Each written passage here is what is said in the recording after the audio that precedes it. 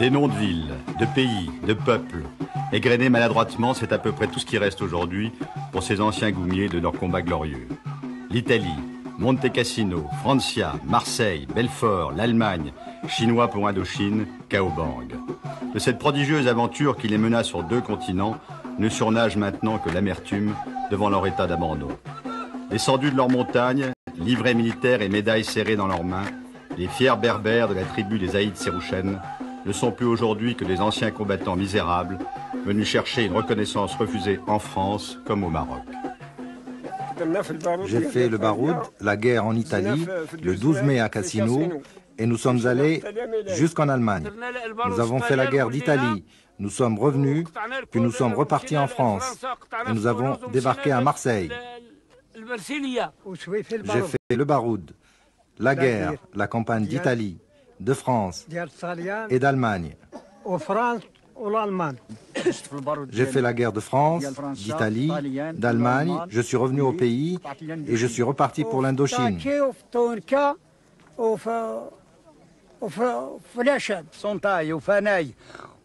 Nous avons perdu 10 000 soldats en Indochine.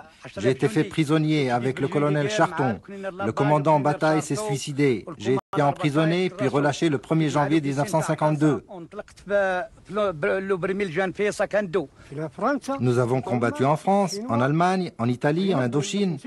On ne veut pas que la France oublie l'aide que nous lui avons apportée. Mais aujourd'hui, nous, Marocains, pensons qu'elle s'est servie de nous et qu'elle a oublié ce que nous avons fait chez elle pour ses enfants.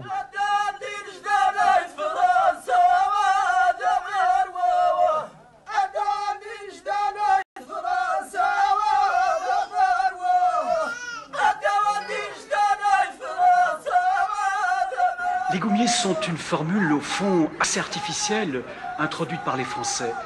Le sultan ignorait cette formule. Quand il traversait une région ou quand il livrait la guerre à une tribu, il prélevait des contingents dans la tribu adverse. C'était le phénomène de la harka. Il n'y avait pas de supplétif de cette sorte-là. La formule était déjà usitée en Algérie.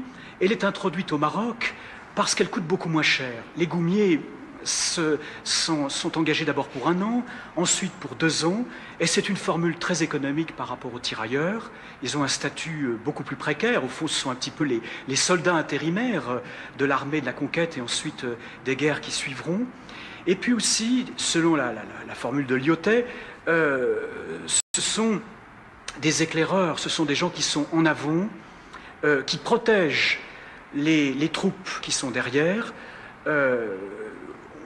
La statistique, évidemment, est beaucoup plus facile à faire. Je veux dire, on peut beaucoup plus gommer les pertes quand ce sont des partisans ou des goumiers qui sont tués que quand ce sont des soldats de l'armée régulière.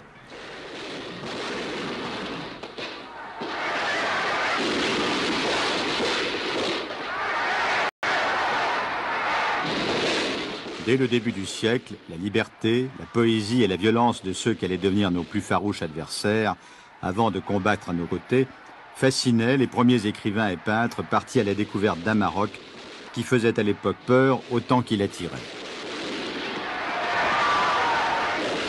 C'est Loti qui a fait, avant le protectorat, le meilleur compte-rendu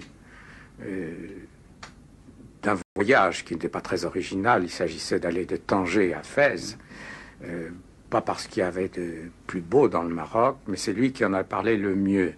Mais il en a parlé comme un esthète.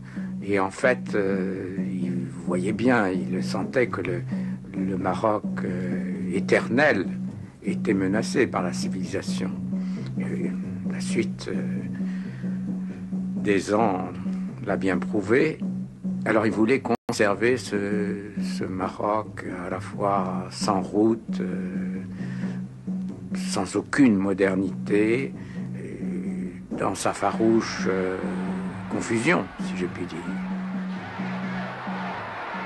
Les Français trouvent en 1912 une armée marocaine qui avait essayé de se régénérer à la manière de l'armée ottomane, de se moderniser, mais qui est en pleine déconfiture. Ça ne marche pas, ça ne prend pas, cette modernisation. Et Lyautey va alors recruter sans passer là directement par le concours du sultan, des tirailleurs et des goumiers qui finissent par constituer à la fin de son proconsulat un contingent important de l'armée coloniale qui est en train de conquérir ce pays au nom du sultan, au nom de l'État marocain, au nom du Marzen, puisque en 1925, un soldat sur 4 est marocain. Et ces soldats participent à ce qu'il est convenu d'appeler, il faut bien sûr mettre des guillemets, la pacification. L'achèvement de la campagne du Rif est opéré par la première division marocaine, qui avait vraiment là le fer de lance de la trouée contre Abdelkrim. Ensuite, ces soldats marocains resteront plus nos Suisses, nos mercenaires, une force d'appoint pour faire les sales guerres comme celle de l'Indochine après 1945, ou bien un atout pour la campagne d'Italie et la libération de la France, resteront plus nos Suisses qu'une armée, comme l'avait envisagé Lyautey, qui soit au service du sultan. Le Maroc de 1912 est un navire en perdition. Un pilote allait le sauver, Lyautey nommé résident général. En 2 ans, de 1912 à 1914, l'ordre est rétabli, la dissidence recule et l'œuvre de civilisation entreprise avec ardeur va s'étendre pendant et après la guerre à tout le pays. Pacification ou répression, au-delà des mots, c'est bien de guerre qu'il s'agit et d'une guerre sans pitié, où la férocité berbère est largement compensée par les effets meurtriers, pour les civils comme les combattants, des armes lourdes des colonnes mobiles françaises. On se défendait avec des pierres, avec tout ce qui nous tombait sous la main. Il y avait bien quelques mousquetons, mais pas grand-chose. Vous savez, nous étions des civils, et vous connaissez la situation des civils. Par contre, de l'autre côté, ils étaient très bien équipés. Leurs canons bombardaient de loin, la montagne là-bas. La colonne mobile est arrivée de tous côtés, par Mermoucha, par Boulman et par Skoura. Ils ont bombardé les Aïtzgharouchen, réfugiés là-haut sur le Tichoukt. Ils avaient aussi des avions. Il y a eu beaucoup de tués. Ils nous ont tout pris, nos troupeaux, et nous ont laissés là. Il y a eu beaucoup de morts. وكاين واحد القائد كيقولوا القائد الحسن الله يرحمه جابوا مع فرنسا مع القوه ديالو حتى مات في الجوا هوزوا لهنا الكلاوي اللي هما. Ils sont descendus jusqu'ici et pour nous obliger à nous rendre, ils nous ont pris tous nos vivres, toutes nos bêtes. Ils ne nous ont laissé que le minimum, une mule pour travailler. Celui qui en avait 2, les Français lui en prenaient une.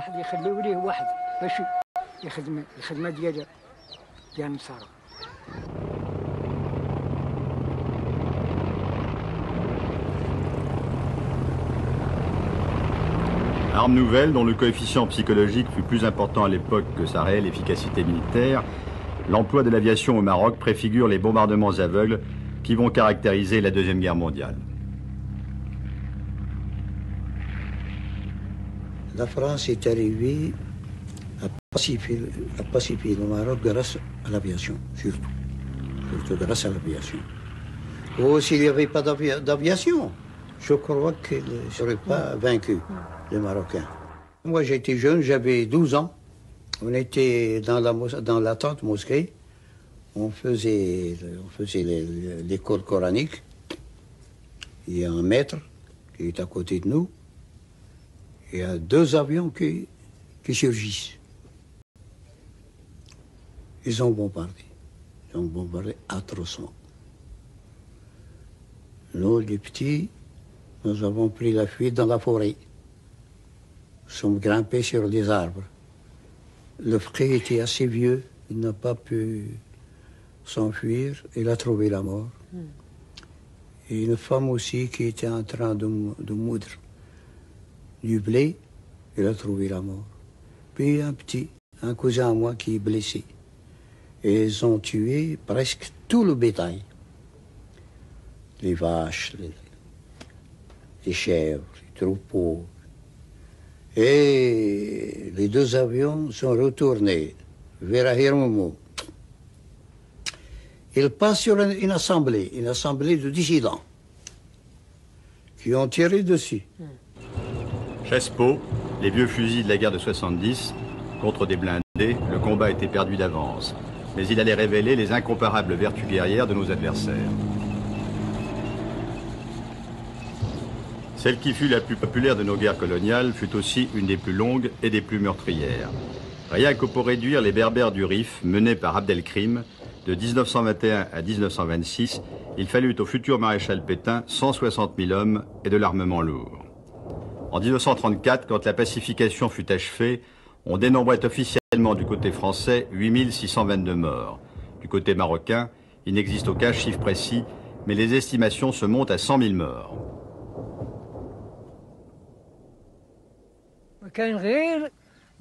Une fois qu'on s'est rendu, on nous a imposé des corvées. Et en plus, on recevait des coups. Et ceux qui étaient avec les Français nous battaient. Nous étions comme ça, à la queue leu-leu, ceux avec des pioches devant et ceux avec des pelles derrière. Et les coups n'arrêtaient pas de pleuvoir. C'était insupportable.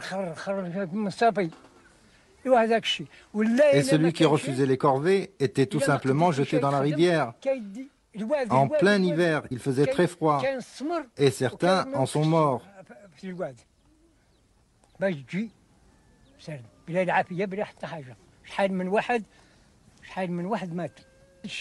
Voilà, c'est cette injustice qui m'a poussé à m'engager dans les Goum. C'est la raison. Et moi, pourquoi je me suis engagé dans les Goum? Tout simplement parce que mon père a été tué par les Français à Indiz. Et nous sommes restés 5 orphelins. D'ailleurs, la plupart des hommes mûrs des Haït-Sarlouchen ont été tués par les Français. Et ils ont laissé des orphelins qui n'ont eu d'autre choix que de devenir goumiers. Mais la vraie raison qui nous a chassés d'ici vers les Goum, c'est la corvée de 4 jours. La corvée imposée par les Français. En échange de l'aman, cérémonie de reddition, dont le rituel plaisait tant aux généraux et aux journalistes, les rebelles n'avaient guère d'autre choix que de devenir goumiers.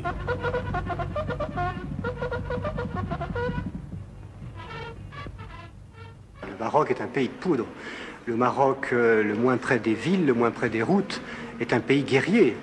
C'est un pays de cheval, c'est un pays de fusils. Les longs vieux fusils, les Moukala qu'on vend aujourd'hui aux Américains chez les vendeurs d'antiquités. Et bon, l'histoire du colonialisme au Maroc n'est pas née par hasard. Elle a beaucoup exploité cette fibre guerrière. L'instabilité du pouvoir chérifien était devenue, non sans intrusion de l'Occident, bien entendu. La fragilité du pouvoir chérifien était devenue très très grande à l'orée du XXe siècle. Alors, les Français ont utilisé d'une façon particulièrement perverse et particulièrement habile les vertus guerrières des Marocains. Et dans ce monde tribal, elle a su dresser l'une tribu qui avait résisté, une fois conquise, contre la tribu suivante.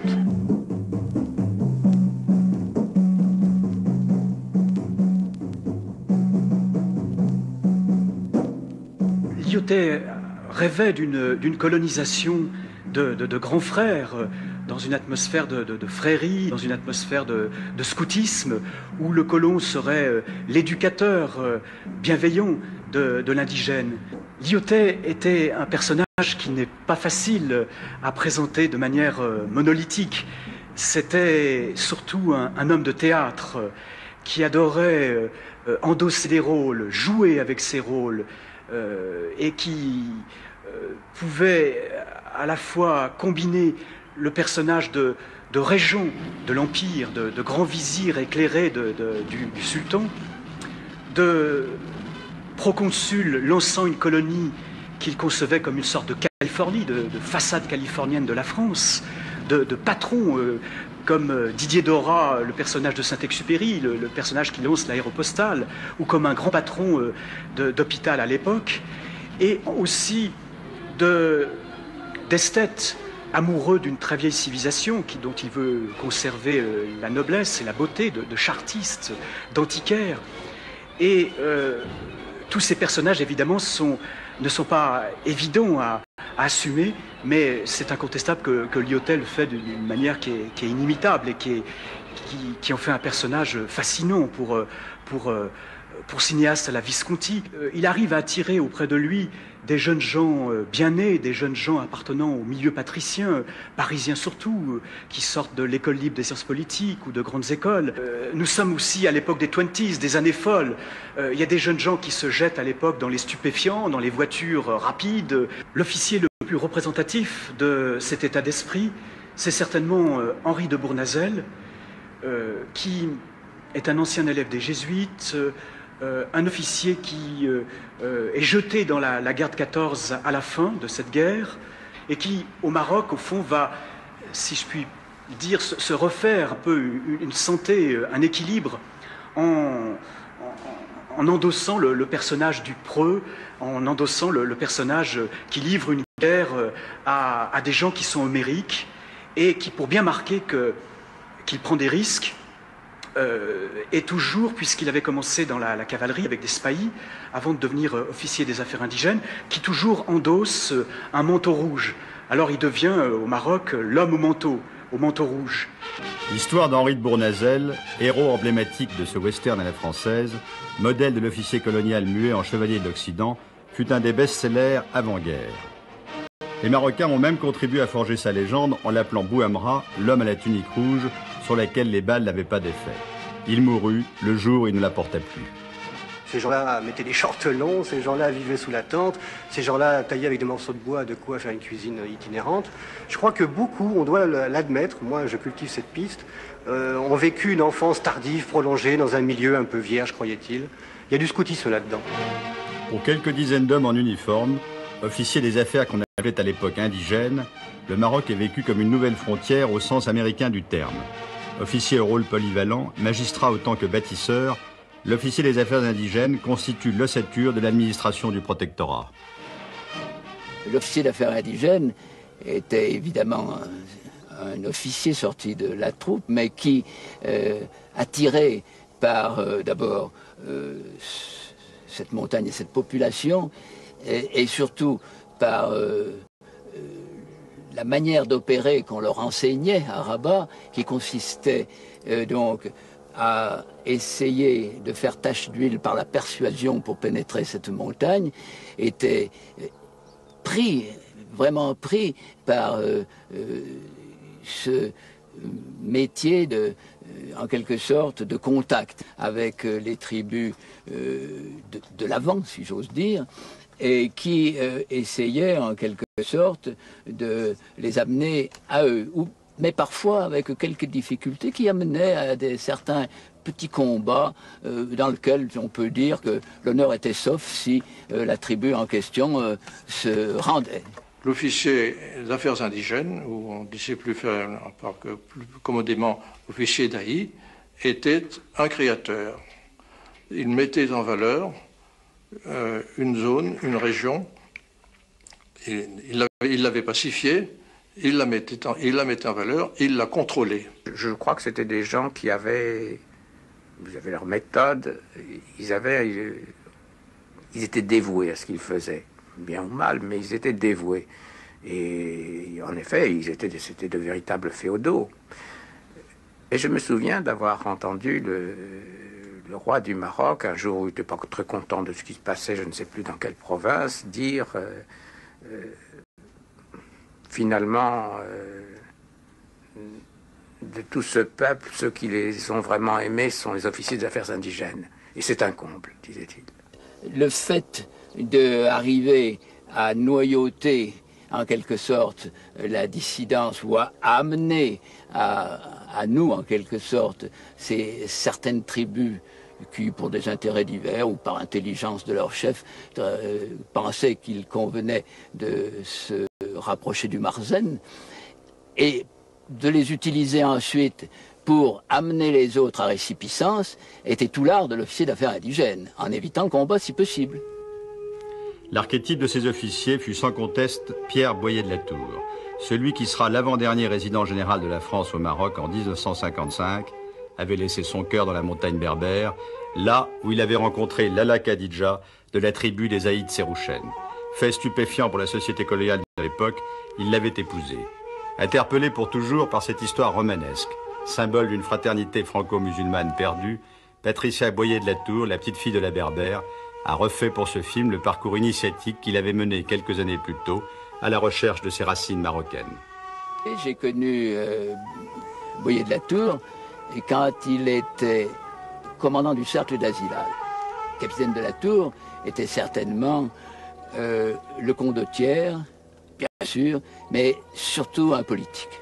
Et un politique qui avait souci de pénétrer cette montagne par le cœur plutôt que par l'intelligence plutôt que par les armes. Il a toujours été en quelque sorte l'enseigne des officiers d'affaires indigènes, le type même, l'archétype des officiers d'affaires indigènes. Comment expliquez-vous cette relation très forte qui a existé entre Latour et les goumiers marocains? Je vous ai dit d'abord la prestance de l'homme, son courage aussi dans les combats qu'il a vécus, notamment lieutenant-capitaine. Et puis, je pense très rapidement un sens exceptionnel de l'équité entre la troupe et l'encadrement. Sa réputation, tout à fait. Je crois que ce sont là ses vertus. Et ce mariage avec Lalla Khadija, ma grand-mère, est-ce que ça n'a pas été un élément Si, probablement. Probablement. Je le pense encore. On en parlait peu, mais il est évident que tous les goumiers étaient au courant. Non, je pense que c'est un coup de cœur qui a séduit cette montagne.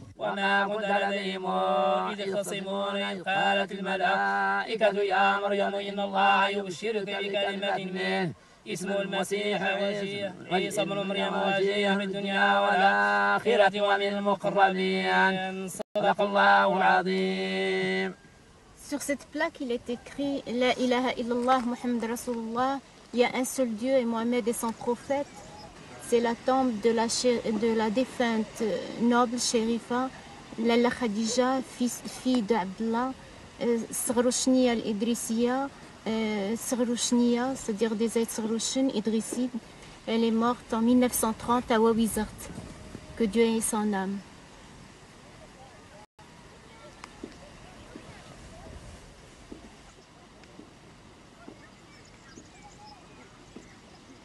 De cette histoire d'amour, qui s'inscrit dans la grande histoire, je n'ai trouvé en France aucune trace.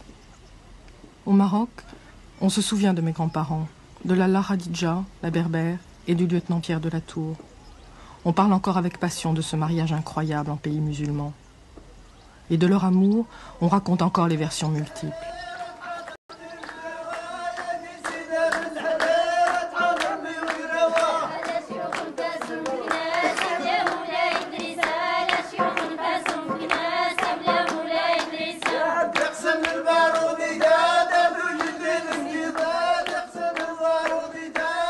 C'est dans l'ancien fief du caïd des Zaïd Sérouchen, Saïd Oumerand, qui fut un des adversaires les plus acharnés des Français au temps de la pacification, que Patricia retrouve sa famille. Les femmes y récitent toujours des poèmes qui content la romance de Lalla Khadija et de Pierre de Latour.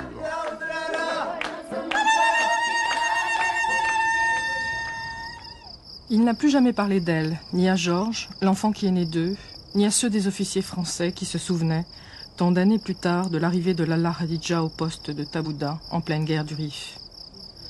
Mais ceux-là aussi sont morts maintenant, qui s'en souvenaient jadis, et qui mystérieusement se sont tus, comme s'il n'y avait pas eu de mots pour dire le cours de cette histoire impossible. Là, c'est le tombeau de notre ancêtre commun, Sidi Ahmed Ben Ali. Tout ce que tu vois là, c'est des tas de noms et de prénoms. C'est l'arbre généalogique de la tribu des Zayd Sghrouchen. Donc, c'est notre arbre toutes les deux. Et je me situe où par rapport à cet arbre généalogique? Si tu te situes, ça veut dire que c'est ton 9e marié à grand-père, tout simplement. Pour le goumier de base, la réalité était moins romanesque. Le goum, pour lui, c'était avant tout un emploi.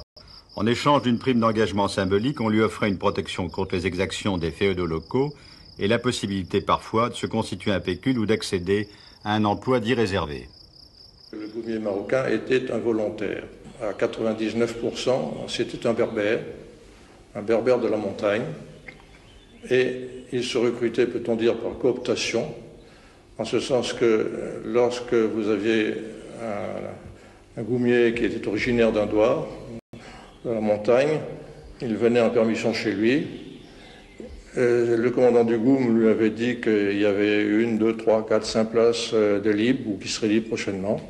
Et il l'amenait en général un candidat. Les Goum étaient la police qu'avaient les affaires indigènes. Les affaires indigènes, c'était ceux qui prélevaient le tertib, c'est-à-dire les impôts, et faisaient le contrôle de tous les villages, de tous les biens dans le bled. Le goum était la protection, était la police. Ces goumiers-là, ce n'est pas des militaires, c'est des supplétifs.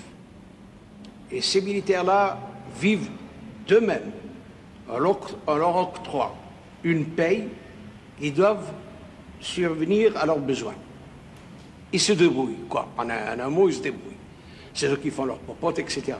Bon, moi, je suis arrivé ici, dans ces goumes, avec l'impression que ces unités étaient des bandes guerrières, en quelque sorte, qui n'avaient pour toute règle que le combat.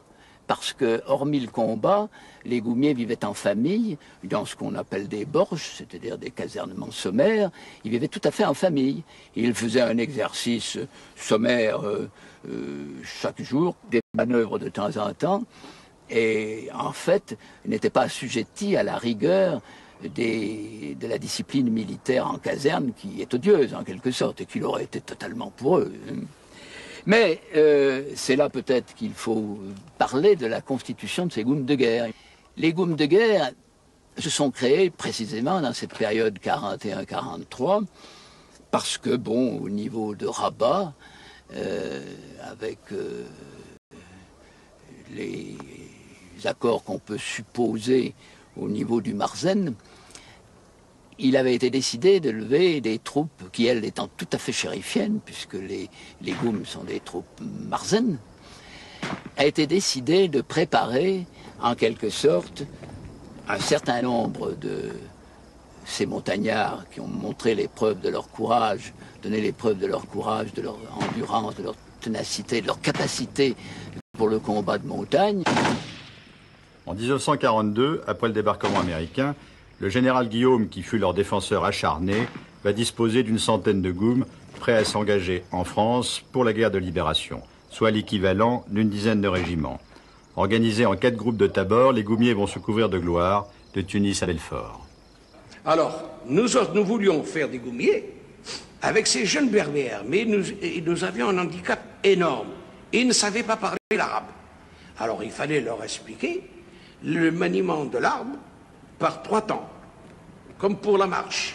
واحد فيكم يهضر ماشي بستة تهضروا باش تعرفوا تمشاو بالمشيه اوبا 1 2 3 1 2 3 ايوا نهار اللي تفهموا عيطوا ليا. Eh bien, les meilleurs goumiers, les plus fidèles, ceux qui écoutaient, ceux qui ne faisaient pas de désordre, c'était ceux-là. Les meilleurs, au tir, à la marche. Ils sont partis tout d'un coup. Ils sont partis dépenaillés comme ils étaient dans la montagne pour aller en Tunisie, tout d'abord, rejoindre le 1er corps expéditionnaire de juin, associé à la 8e armée britannique.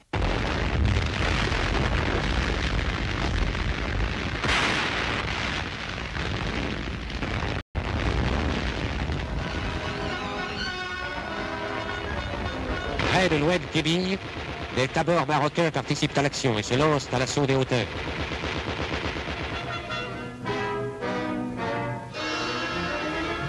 Le 7 mai, les éléments de tête pénètrent dans la ville. Devant leur chef, les généraux Eisenhower, Giraud, Alexander, Juin, les troupes vont défiler. Tandis que passent au milieu de l'enthousiasme ceux du désert, des djebels ou des plaines, nous pensons aux premiers jours de la campagne, aux bataillons français qui défendaient parfois des fronts de 25 km, sans mines, sans chars et presque sans avions.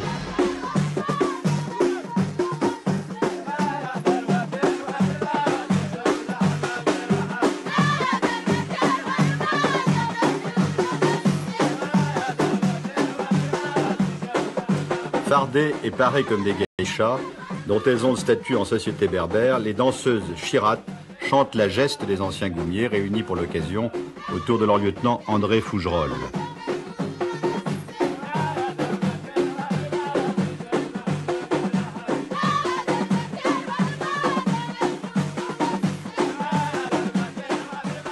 Mais pour eux, Monte Cassino n'était pas Roncevaux. Et si leur récit des combats passés n'évoque aujourd'hui que les souffrances endurées et la mort omniprésente, c'est qu'on les a abandonnés. j'ai réuni un certain nombre de goumiers, les rescapés des barouds de France, qui se trouvent dans cette montagne de Haut-Atlas central, et nous allons, avec eux, parler un petit peu de nos barouds d'antan. Tous ces goumiers que voilà ont vécu des moments héroïques dont ils vont vous raconter, je pense, ceux qui les ont plus marqués. Ils sont partis de ces montagnes où nous sommes aujourd'hui, ont traversé le Maroc et l'Algérie et se sont embarqués à Alger pour la France. Je vais demander à Salah, qui a vécu les combats de Teguim en Corse pour la libération de Bastia, nous raconter l'épisode le plus marquant de cette journée qui fut dure. Les combats ont été très durs. Nous, les goumiers, nous avons eu beaucoup de pertes. Et nos gradés aussi. Il y a eu aussi beaucoup de blessés. Quand les avions allemands nous ont attaqués, on se protégeait en se planquant derrière les rochers, en changeant tout le temps de position, jusqu'au coucher du soleil. Ils avançaient avec leurs gradés, et que les gradés les poussaient à l'avant, mais comme eux-mêmes allaient, exemple vivant de la tête d'attaque.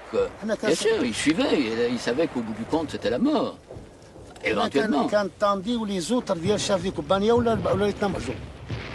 On envoyait des messages le matin pour réclamer des munitions. On les recevait et le soir, elles étaient épuisées. Devant moi, une bombe est tombée pile sur le brasero allumé par des goumiers. Il y a eu 11 morts dans le poste de commandement. L'armée française part pour l'Italie. C'est en Europe maintenant. C'est en Europe, enfin, que le soldat français va se battre. Le 1er décembre, les troupes débarquent à Naples, déjà conquises par les Alliés. Elles prennent position dans la partie la plus montagneuse des Abruzzes, où elles combattront tout l'hiver.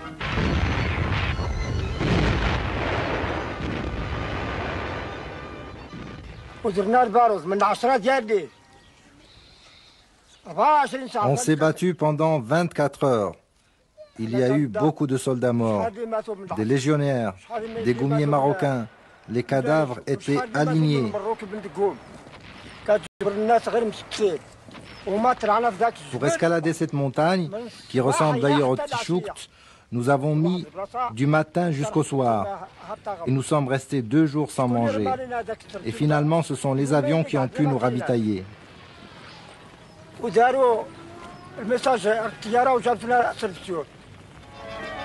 Plus loin, plus haut, dans le cœur de ces montagnes inaccessibles aux voitures, les mulets nord-africains reprennent leur place dans le combat, comme ils reprennent leur nom, les Brels.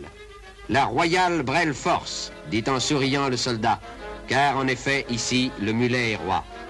Moi, j'ai fait la guerre parmi eux. J'étais dans une division d'infanterie marocaine et il y avait sur le terrain où nous étions, notamment en Italie, toujours annexés à la division 1 ou 2 tabors, c'est-à-dire des goumiers, qui avaient leur méthode. En fait, ils étaient menés par leur officier des affaires indigènes, qui les avait recrutés sur place, et ils étaient partis ensemble. Et c'était un spectacle assez étonnant de les voir dans les rochers des Abruzzes, dans leur burnous brun, sauter de rocher en rocher, avec un art du terrain que même nous, un peu habitués à ce genre de paysage, je cite bien les Abruzzes, n'est-ce pas, qui ont beaucoup à faire avec l'Atlas marocain. C'était étonnant de les voir agiles comme des chats et insensibles à l'hiver.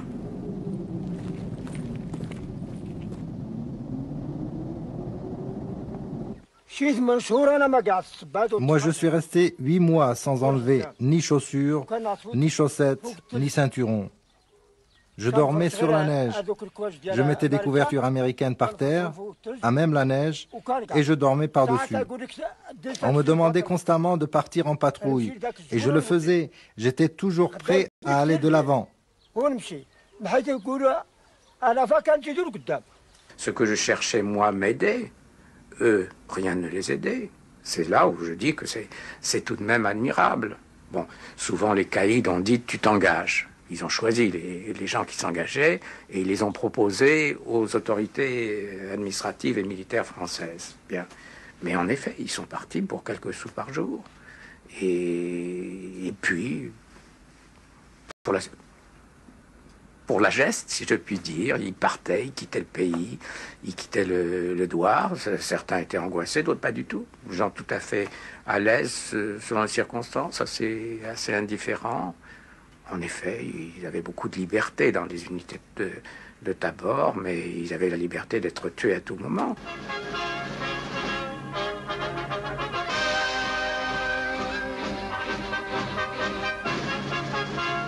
Ils vont contourner Toulon, qui est déjà encerclé par les troupes de marine, les nôtres, et les tirailleurs, et ils vont être transportés de nuit, contournés par la montagne Sainte-Victoire et arriver sur Marseille.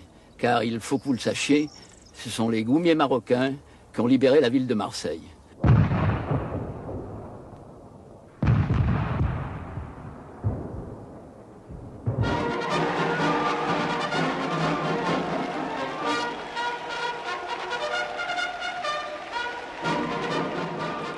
Ils ont libéré Marseille, mais aucune rue ne porte leur nom. Mais donne-t-on des noms de rues à des mercenaires?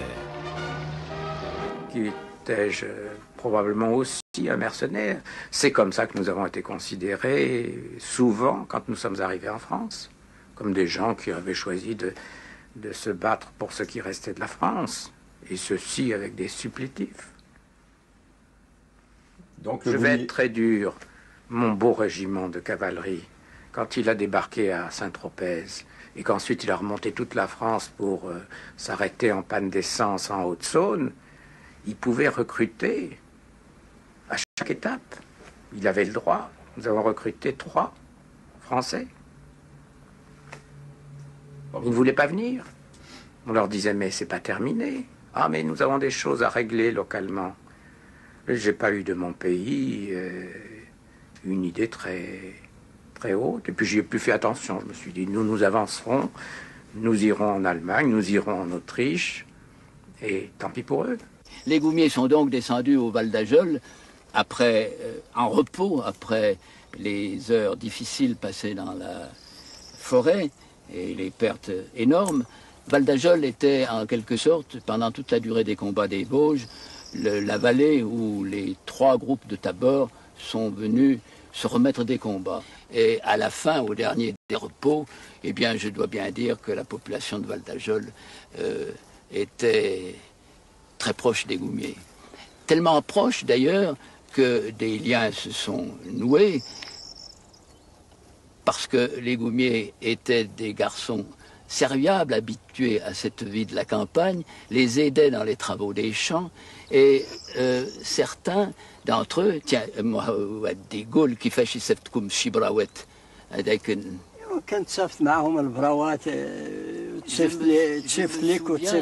précisément d'avoir eu à traduire, bien entendu, les lettres que les habitants écrivaient à ces Goumiers dans la suite des combats. Et je me souviens tout particulièrement d'une lettre remarquable dans laquelle une femme disait « Monsieur Moha, je pense beaucoup à vous, et ma petite Marie prie pour vous. » Voilà.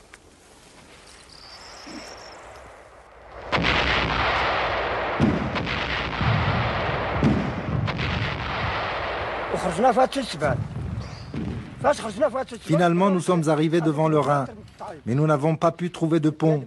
Ils ont été tous détruits par les bombardements. Nous avons pu traverser au moyen de barques.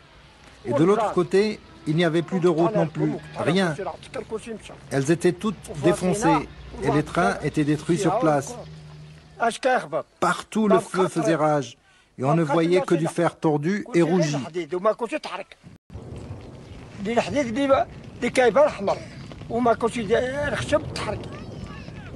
Nous avons foncé droit devant nous et nous sommes arrivés en Autriche en 1945 et on a déclaré l'armistice.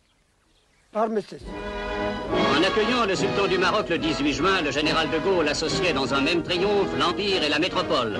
Le 23 juin, le même symbole se dégage de la réception du souverain à Bregenz par le général de Lattre de Tassigny. Les Allemands vainqueurs parlaient beaucoup de leur Afrique.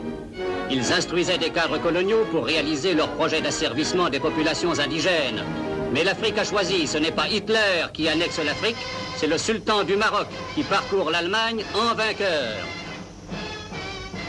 Devant Sidi Mohamed Ben Youssef défile cette armée qui compte des milliers et des milliers de ses sujets.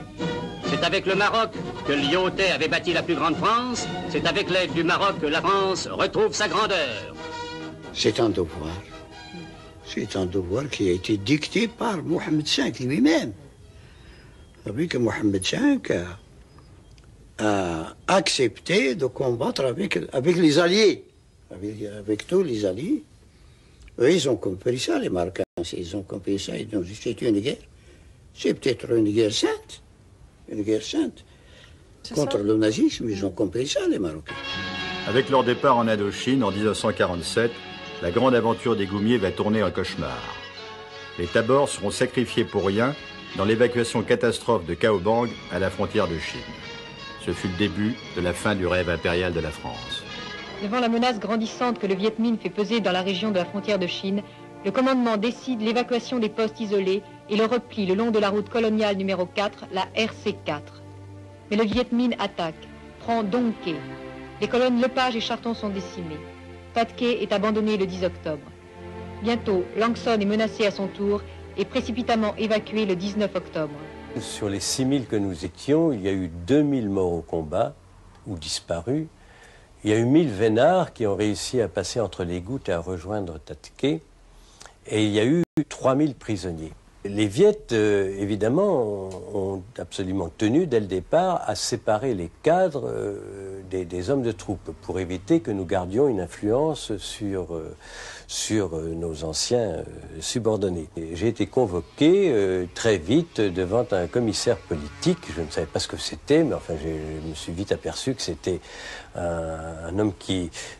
Le commandant d'unité était à côté de lui et c'est le commissaire politique qui menait le débat et qui m'a fait tout un grand discours en disant vous n'êtes pas un prisonnier militaire, vous êtes un prisonnier politique, vous êtes un fils indigne du peuple de France, à ce titre-là on devrait vous fusiller.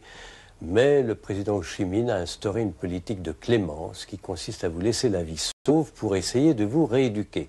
Nous étions uniquement entre officiers ou sous-officiers supérieurs. Au début, quand même, comme ils ne voulaient pas, les Viettes, que nous disposions de notre riz, que nous fassions nous-mêmes notre cuisine, ils avaient mis des Marocains pour s'occuper de la cuisine. Et ces Marocains n'avaient pas le droit d'avoir des contacts avec nous et inversement. Mais à plusieurs reprises, nous avons été témoins de scènes touchantes. Le Marocain retrouvant un de ses lieutenants et venant le voir, lui donnant un petit peu de tabac qu'il avait dû voler quelque part ou lui proposant en cachette, tout ça à l'insu des Viettes qui nous gardaient, lui proposant de laver sa chemise, etc. Des scènes de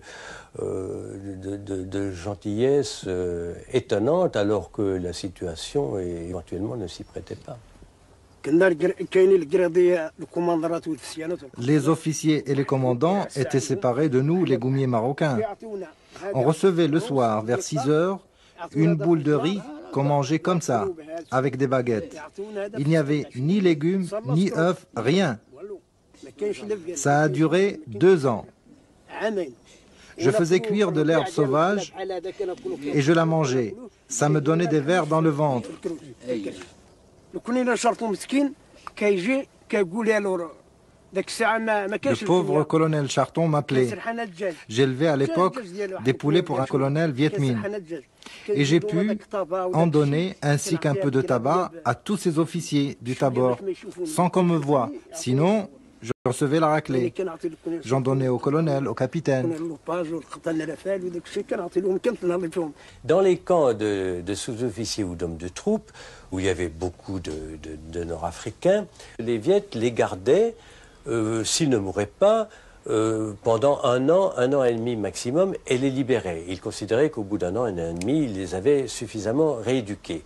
Et alors, le thème de la rééducation était, si vous voulez, plus facile que pour nous, parce qu'il disait aux Marocains ou aux Algériens, écoutez, ce que nous faisons, notre campagne de libération en Indochine, vous pouvez l'entreprendre chez vous. Et effectivement, ce sont des arguments qui pouvaient porter. Pourquoi m'a-t-on emprisonné? Pour ce que j'avais fait pour la France. Pour la France, j'ai mangé aussi du cheval et de la mule. Mais nous, les musulmans, nous ne mangeons pas de viande d'une bête qui n'a pas été égorgée. Mais nous avons dû le faire. En fin de compte, la France nous a utilisés. Mais elle ne nous a pas donné de droits en échange. Avec le recul, avec le temps, avec les informations qu'ils ont reçues depuis, ils savent que la retraite qu'ils touchaient, la retraite qu'ils touchaient et qu'ils touchent du combattant est dérisoire par rapport à ce que le même soldat, le même Français touche en France.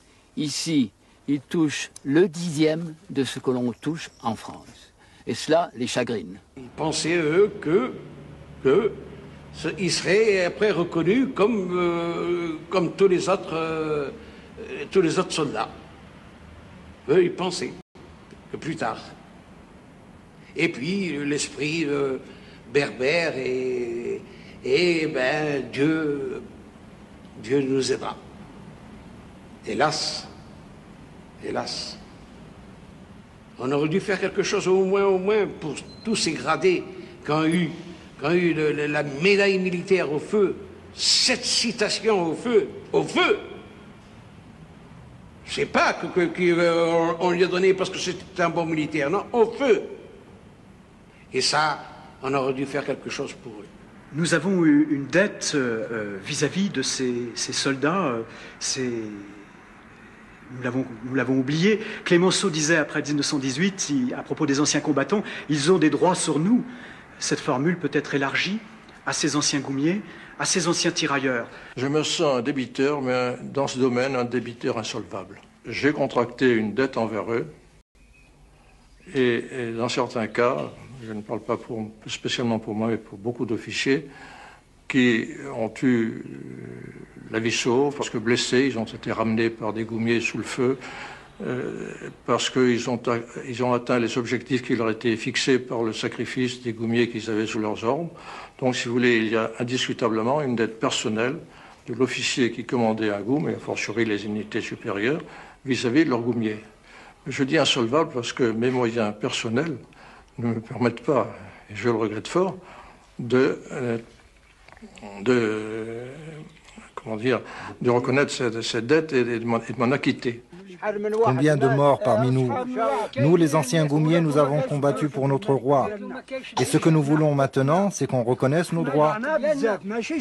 Si je pouvais, j'aimerais faire visiter à des jeunes d'aujourd'hui des cimetières de musulmans, africains ou maghrébins, ces centaines, ces milliers de tombes qui sont en France, qui datent de la guerre de 14-18, ou de 40, ou de 43-44. Je crois que visiter ces cimetières est aussi, ça serait sans doute la démarche la plus concrète pour honorer cette dette dont vous avez parlé vis-à-vis d'eux. Dans l'histoire immémoriale du Maroc, le protectorat, c'est 45 ans. C'est pas une longue durée, une césure de 45 ans. Le Maroc ne va pas éternellement vivre avec cette césure. 45 ans, qu'est-ce que c'est devant l'accumulation des siècles et de ceux qui vont se produire? Par conséquent, je crois que la méditation morose sur 45 ans n'est pas bonne. Mais d'un point de vue sentimental, alors je dirais qu'entre la France et le Maroc, il y a certainement, je ne veux pas paraphraser personne, mais un pacte, il dure ce qu'il dure. Car ce pacte, il aura duré 45 ans, qui est la présence dans les troupes françaises de troupes marocaines, et de beaucoup de troupes marocaines. Il faut parfois dépouiller l'histoire de ces draperies somptueuses, c'est ce que je fais aujourd'hui. Alors vous me dites, est-ce que ces sacrifices ont une importance? Je vais vous dire, ces sacrifices ont permis à la France d'être libérée, j'allais dire par elle-même, par des gens qui avaient confiance en elle ou qui l'avaient écoutée, ou qui étaient partis à l'aventure avec elle, avec une poignée de Français. Ça, oui, je peux le reconnaître. Tous ces goumiers marocains morts, sacrifiés, et leurs enfants qui n'en tirent rien. Nous avons trop donné à la France. Sa mémoire est non seulement courte, mais aujourd'hui même, en France, on maltraite les immigrés. Je me souviens, il y a des années, tournant pour la politique, on me parlait toujours des immigrés. Et je répondais toujours, monsieur ou madame, est-ce que vous habitez un immeuble collectif? Ne me trompez pas, une fois sur deux, c'était ça. Bon. Alors, est-ce que vous avez fait un tour entre vous pour évacuer vos ordures? Alors, on trouvait que cette réponse était agressive. Mais il faut savoir ce que l'on veut. Alors, soyons à la fois terre à terre. Faut-il vivre avec des regrets ou avec une certaine honte d'avoir en fait pillé l'innocence d'un certain nombre de personnes et aujourd'hui de leur dire ça suffit.